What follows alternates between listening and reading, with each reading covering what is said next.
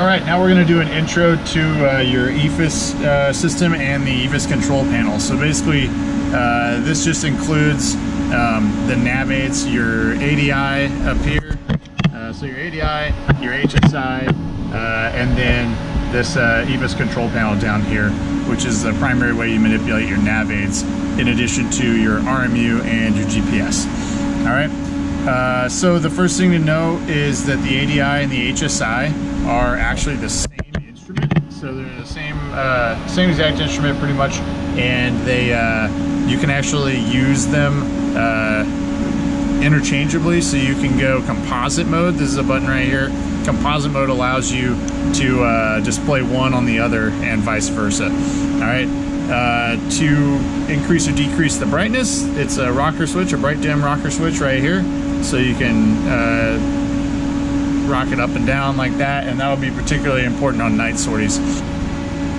All right, with the manipulating the HSI using the panel down here, we'll just go through the functions from left to right. All right, so the heading knob, you can pull it out, twist it. If you twist it, it moves the heading bug on your HSI. If you pull it out, it's going to snap the heading bug to whatever your current heading is. All right, the buttons in the middle. All right, so we have HSI, arc, nav, range up and range down, and then down here we have map, and then the controls, the arrow controls for the left and the right bearing pointers. All right, so we'll just go through and click all the buttons and then show you kind of what they do. All right, so HSI, right now we're currently in HSI mode, which just gives you the compass rose as well as your needles. If you click it again, it's going to declutter it, but we never fly with this mode really.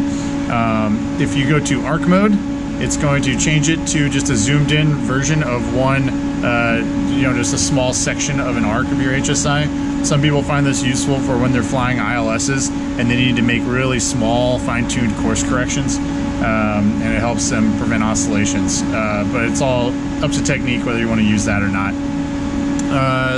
The next one, so whenever you want to go back to a different mode, you just hit whichever mode you want. So if I'm in arc mode and I want to go back to HSI, I just hit HSI. All right. If I go to map mode, that is going to change my compass rose a little bit, but it's going to essentially give me a compass rose superimposed with a map. All right. And then the button that you're going to use probably most often is the nav button. All right. And what that does is it changes the nav aid, that is the primary nav aid, from VOR or localizer to GPS.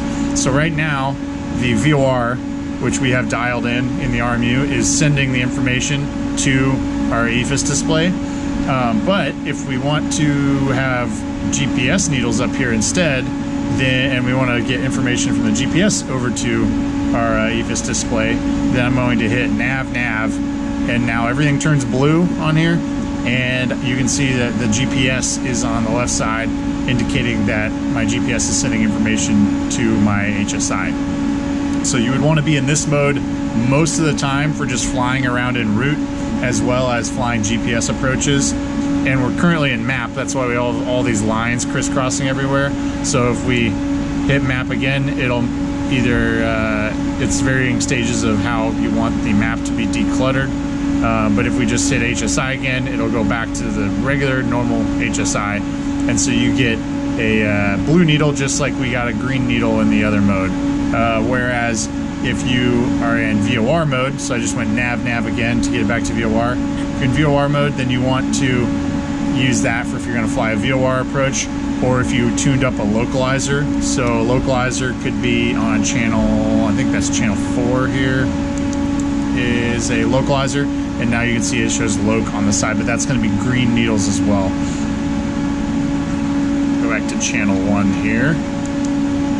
All right, so you'll use nav a lot. You'll notice as well, if I hit nav once, it's going to show me my my ground speed and then my time to the point that I'm flying towards. So if I go nav, it's going to show that as well, but we're not going direct to any points. That's why the time to that point is blanked out. All right, if you are in direct track mode on the GPS. So you already watched the GPS video. If you're in direct track mode, it's going to show DTK up here. in the right hand side. So a lot of the information that's on here is going to be repeated from information that's on your GPS. So if I hit OBS over here on the GPS, you can see it changes that DTK to CRS, to course now, and it will allow me to twist in whatever course I want on my GPS needle. Whereas if I am in DTK mode, it's direct track to whatever point I have gone direct enter to. So if I try to twist something with the course knob doesn't do anything. All right. Your heading is going to be displayed by the heading bug on the compass rose, and it also is displayed up here in yellow. All right. And so you can, if you need to fine tune a heading, or what I usually do is if they tell me to fly a certain heading, let's say I'm on heading 100 right now, and they say fly heading 180, then I'm gonna look on my compass rose for where that is, and I know it's south, and then I'll start to twist my my heading bug to it, rather than just staring at this number and trying to twist and find it exactly, because that makes it really difficult.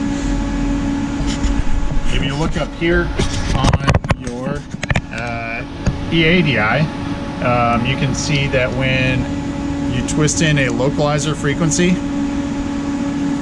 all of a sudden on your EADI and your EHSI, you get the glide slope indicator, and that's going to be for when you're going to fly an ILS. This right here in the middle is going to be when you're on glide slope. And then you also get, up on the top, you get a localizer indicator horizontally as well as the vertical. So you know that if you are tuning up a ILS and you don't see this glide slope on the side, then something's probably wrong. Maybe you have the wrong frequency in or something like that. A couple different things on the HSI. Your white needle over here is going to be your VOR needle, and that can actually be changed. You can change it and make it the white one your GPS, or you can change it and make it not display at all. So that's just this, the left arrow over here on the bottom of your EFIS panel controls the left arrow in your display. But usually what we'll do is we'll put the white on VOR, and then it'll stay like that. So now this white needle is showing you that approximately 150 is the course to get to the VOR for Randolph. On the right side, we got the GPS needle, and we usually keep that GPS on magenta, but you can do the same thing. You can either not show it, you can hit the button, show VOR. This would be no point to do this because it's just redundant. So usually we'll do the white on the VOR and the magenta on GPS.